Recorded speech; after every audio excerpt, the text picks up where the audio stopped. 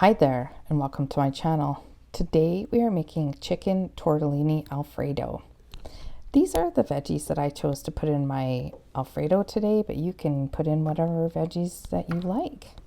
I just quickly prepared those, and honestly, this recipe comes together so quickly that this is the hardest part of all of this, is chopping and quickly cooking these vegetables. For this recipe, I wanted to try something that was really simple. So I have bought my store-bought Alfredo sauce, but it isn't hard to make your own Alfredo sauce. It would come together in just a few minutes for you. Feel free to add some extra seasoning or herbs or whatever you think would go along with your Alfredo sauce. Now for this recipe, like I said, I pushed the easy button pretty hard. This is an astronaut chicken from Costco. If you've never heard of an astronaut chicken, it's because we made it up here. It's a chickens that you can buy in those like plastic domes, or maybe sometimes they come in plastic bags now. And I know some people think they're not the healthiest chicken that you can buy, but for $7.99 here, we can buy a whole cooked chicken. And you can't even close to buy a raw chicken for that here. It's well over $18 for a chicken in comparable size. So that's why I decided to use that chicken.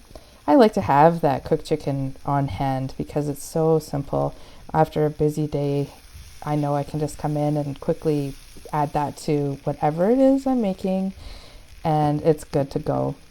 You saw me add some spinach from the garden into this, just for a little bit more of a color kick. The green beans are nice, but I love me some spinach when it's first thing in the spring or summer before it bolts, which is about usually the next day after it starts to come up. As promised, there is my store-bought Alfredo sauce.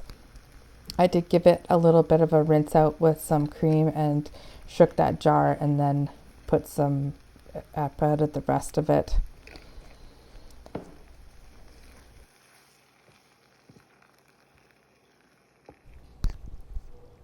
The store-bought tortellinis, I should have gave them a quick rinse after they had come out of the pot of boiling water, just so they wouldn't stick together, but they came apart pretty nicely. They hadn't been sitting for very long.